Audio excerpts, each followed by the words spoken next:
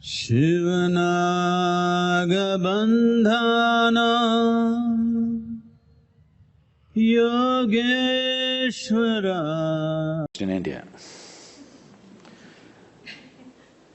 Now, there are countries where by law you're not equal, especially genders are not equal. In India, by law you're equal, but by practice, it's still not. These are 1,000-year-old problems. They don't get solved overnight. A sustained push has to happen. The problem is of many levels.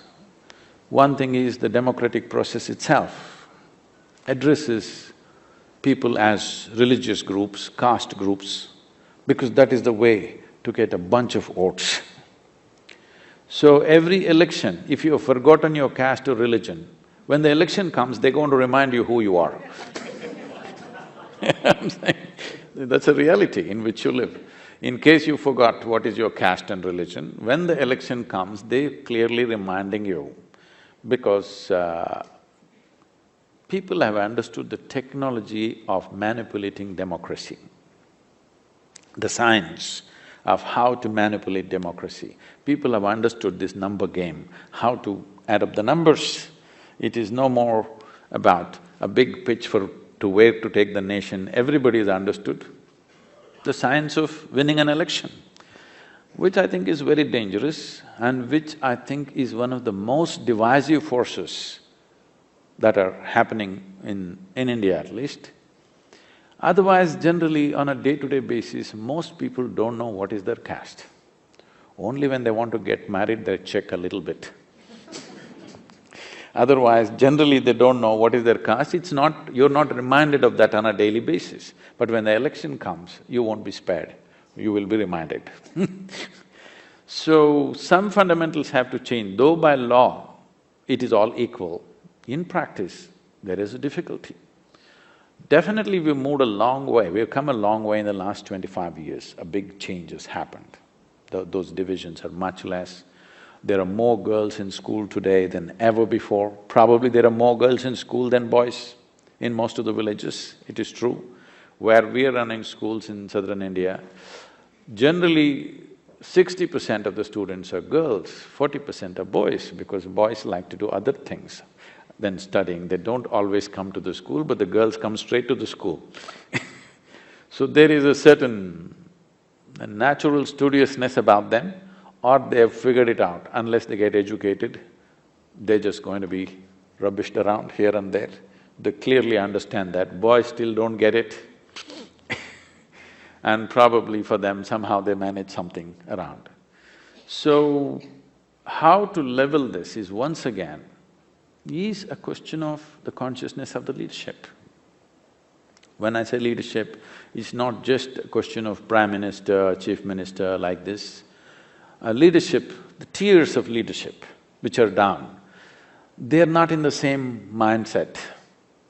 The prime minister may be having a certain thought, the next level of the chief minister's thought is totally different. Down the line to the bottommost leadership, which is panchayat, is another world by itself. So, this disconnect is there. I think right now a serious effort is being made to get everybody on the same pitch with the Prime Minister's vision for the country. A pitch is being made, but being a democracy, election always around the corner, everybody misunderstands this is a political intent. You don't know whether to make out of it as a genuine intent or a political intent to win the next election. I feel in a country like India, this may create lots of trouble for me, but let me say it. In a country like India, I think we must skip one election, that is, not every 5 years, every 10 years. Give them 10 years to create something. Because in a nation like India, with the kind of diversity and complexities we have, I think any political leader, to have any fair shot at creating something, he needs at least 8 to 10 years run. But the fear is always if somebody becomes corrupt, somebody becomes a despot, then you end up for 10 years, what to do with him? So these problems are there, but these are intrinsic problems to a democratic society. But all said and done, in terms of eliminating caste, creed, religious bias, gender bias, the movement is tremendous. What has happened in the last 5 years itself is quite tremendous. On the ground, there's a huge change. But still, if you don't change rapidly enough, one generation's life may pass. That is the concern. In your work, you work with leaders, and you said if you had the opportunity to take 25 leaders, we would probably say 187 leaders, I think we have, something like that in our membership. But it would be helpful to me and others, I think, to understand, when you work with leaders in your work, what are you trying to do and how do you do it in your work with them?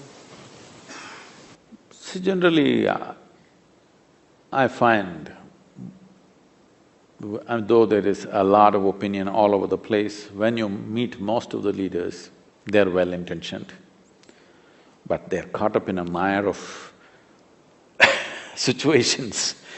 Democracy is an obligatory game. To climb up there, by the time you reach to the top place, you're obligated to so many people. When you sit there, if you don't take care of all these people, they all think you betrayed them. If you take care of them, other people think you're corrupt. So this is a very funny game. That's why I said if he has a long enough term, he or she has a long enough term, maybe they could… maybe if they're well-intentioned, they can go without these obligations. But my work with people has been, I've kept little focus on politicians because their term is 4 to 5 years. You see in this country, I see election is on for… it's a 4-year term. 2 years, election campaign is going on. See, it's a 4-year term for the presidency. 2 years, election campaign is going on. No, some time limit must be put, 3 months is enough. Let them prove themselves in 3 months. Why does it take 2 years? Every day you watch the news, only election is happening on the news channel. In India, I thought it's bad, it starts 6 months ahead. I'm pitching not more than 3 months, there must be any kind of election work. Let them focus on administration. We elected them to administer, not to fight one more election and one more election forever, okay? So I think somewhere, some limits have to be put because we have celebrated… I think moving from dictatorships and monarchies, we kind of little too thrilled with democracy. We need to understand every system has its flaws and democracy has too many loopholes. Only thing is, at least the mistakes are ours, you know. It's not somebody else's mistakes we suffer, it's our mistakes that we suffer. That is the only satisfaction we have. But yes, we have decided this is the best way to run the world, that's fine. But I think some limits have to be put. You can't run an election for 2 years. Election campaign cannot go on for 2 years. There must be a limit, 4 months, 3 months is enough. This is costing enormously. This is costing enormously for the lives of common people. And everybody, the entire country is in an election mode for 2 years, nobody is focusing on what they're required to do. So the leadership, as political leadership, I've generally kept away for a variety of reasons, except those we find are visionary in nature. My work has been largely with business leaders and bureaucratic leaders, because these are people who are there for a solid minimum 25 to 30 years. These are the people who can make a difference. So about 8 years ago, we made a list of 2,000 people in India who are business leaders and bureaucratic leaders who will definitely be there for another 25 years in the country doing things that they're doing. They may not be in the news, they may not be up there, these are not photo op leaders, these are real leaders who are doing work on the ground. So, we made a list of these people and said, if we can bring about at least 10% change of heart in them, they can change everything in the country. So we aimed in 4 years' time, we will get these 2,000 people. But now it's 8 years or almost 9 years now. We have touched about 46% of this leadership. They're quietly making a change for sure. They're everywhere today, in the administration, in the bureaucracy, in the business field. All of them making significant difference in the work that how they were working before and how they're working today, with what intention. My main work has been to shift people from personal ambition to a larger vision. Personal ambition is a way of tweaking your desire, you know. People keep tweaking it every year, it gets little more and little more and little more. And this is what is destroying the world. Why are you going in installments? Why don't you have a desire, you know? It's not by reducing desire the world will get better. You just have to increase your desire. Why are you stingy with your desire? That I have to live well, my family have to live well. Why don't you make a real greedy desire? I want everybody in the world to live the way I am. So I'm trying to increase their desire from being personal ambition to a larger vision that we want to do this. So especially for business leaders, see, whether you're manufacturing a safety pin or a computer or a spacecraft, it doesn't matter. Fundamental business is human well-being.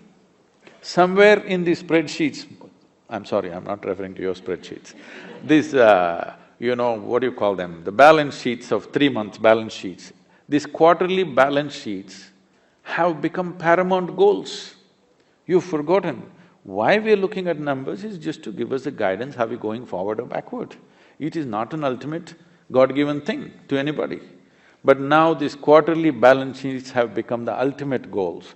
So generally my work is to move people from this kind of short-term things to a larger vision, that be really greedy. If you manufacture safety pin, what should be your thing? All the 7 billion people must use my safety pin, the best safety pin, okay? Similarly with everything else, I'm saying instead of trying to curtail human aspiration, which is never going to work, it's never going to work. You can try as hard as you want, you can teach whatever philosophies you want to people, they will all not today be content with what you have, tomorrow morning they're on with their own stuff. So it is better to make an all-inclusive aspiration rather than trying to curtail aspiration.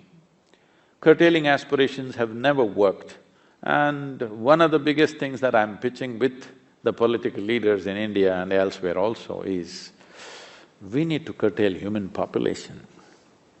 That's our only problem. Nobody wants to address this.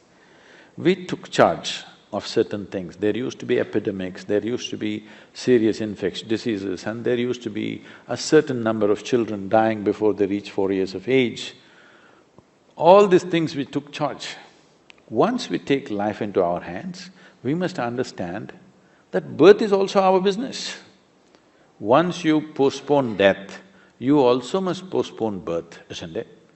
The beginning of 20th century, we were 1.6 billion people. Today we are nearly 7.2 or 7.3 billion people. In India, in 1947, when we got our independence, we were just 330 million people. Today we are 1.2 billion people. So 4 times in 67 years. I think it's irresponsible reproduction. Yes. People are taking pride, we are the youngest nation, we are the youngest nation. So I asked, a minister was talking about how we are the youngest nation. I said, what happened to the old people? He said, what? No, we are the youngest nation. I said, fine, what happened to the old people? Nobody got old. That's not a great thing to gloat about. In 1947, the life expectancy of an average Indian was 28 years. Today, it's 64. It's a great thing. People are living longer, but that's becoming our curse because we postpone death. We must also postpone birth. We need to understand this. Otherwise, whatever you do, it's not enough. Whatever you do is not enough. Just going on doing more economic development is not a solution, it's going to lead to a disaster. See, economic development is fine, but there is only that much world. People are talking about wealth generation.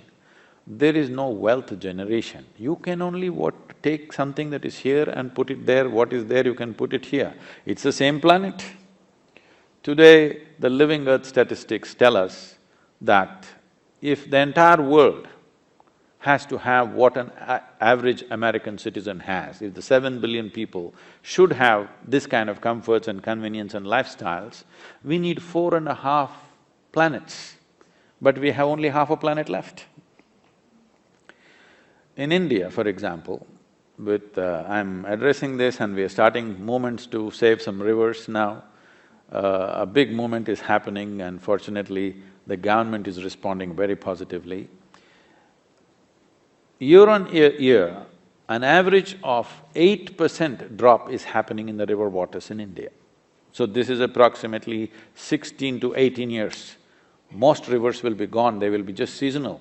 Right now, the major rivers, people who come from South India, they've been fighting with this river between two states, like Kaveri, touches the ocean only 5 months in a year. 7 months it doesn't reach the ocean. This is true with most of the major rivers. It is not reaching the ocean, it's getting all used up right here. So you do more development, more dams, more people, more food, but there is no more, there is only this much. But we are nice, but we are too many. We don't have to kill the people who are here, but we can postpone the birth, which has to be done. And it's not a God-given duty for everybody to reproduce. If human race is in danger, everybody must reproduce, but right now there is no such danger. Every other creature is in danger. We should tell the tigers to reproduce, elephants to reproduce. Humans, slow down.